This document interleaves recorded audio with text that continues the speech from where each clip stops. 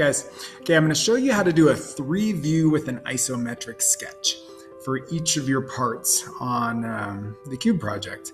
And actually, we're only going to do 3 of them. So you'll have 3 pieces. So I'm going to do it for this part right here, and it may or may not be easy for you to tell what that part looks like, but maybe there's kind of an isometric. You can see it's kind of an L shape with a cube attached to the side of it. Okay, so to turn that into a 3-view plus an isometric, we first have to decide what's going to be the front view. And for this shape, we went ahead and decided that the front view was going to look like that, looking straight on, so like that. Okay, well, if that's the front view, then the right side is over here. Okay, so you're going to turn it to the left in order to see the right side face. So that's what the right side would look like. Now I'm going to go back to the front view, and I'm going to turn it to the right because that's going to give me the left side face right here.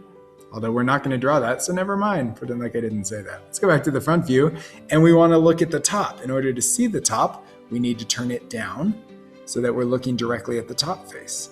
Okay, because those 3 views, the front, the right, and the top faces, are going to give us what's then considered the isometric view, which is going to look something like that. Okay, I'm going to show you what that looks like on the paper. So you're going to get 3 pieces of this paper, and it's going to have orthographic, which is just normal graph paper, for 3 different quadrants. Okay, that's the graph paper that most people are used to. Up in this top corner up here, it's usually the top right, is going to be isometric grid. Okay, so here's what we're going to do. You start with the front view right here, and I want you to draw every wood block as 3 grids on here so that it's not too small. So there's our front view. When we look right at it, that's what it looks like. And the reason there's a solid line right in here is because one of the cubes sticks out. You can see how that cube sticks out. And in order to represent that change of surface, we draw a solid line to show that that one cube sticks out at a different surface. And the top view is going to look like this. And there's going to be a line there and a line right up here. And that's because one of the cubes sticks out when we're looking at the top surface. So you can see it like that.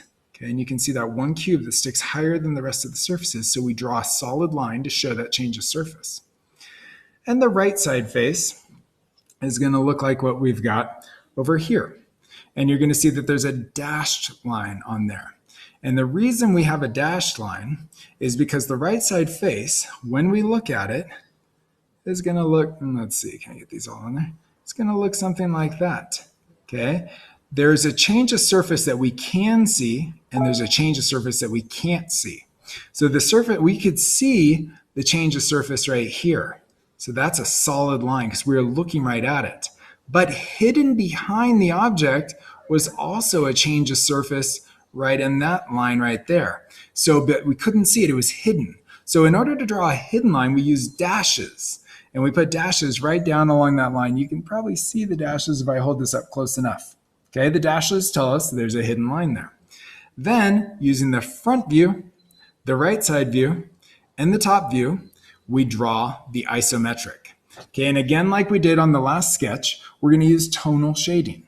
The tonal shading making the right side darker, leaving the top faces totally clear, and making the front faces something in between. That tonal shading is going to allow your isometric drawing to pop. Now, if you notice on mine, I probably should have started a grid or 2 lower because I ended up kind of going off the top. Don't worry, that's very common to do. You may do the same thing and it's not a big deal. But again, draw it in a 3 scale. So what was 1 cube block, make it 3 grids on here. It just makes it bigger and easier to look at. Okay, so a finished drawing is going to look something like this with your front, your right, your top views, and then an isometric. And we want you to pick 3 of your parts, ideally not your 3 easiest, 3 of your parts, and make that happen. For your tonal shading on your isometric, try to use a colored pencil if you have them. Just looks nice. All right, good luck.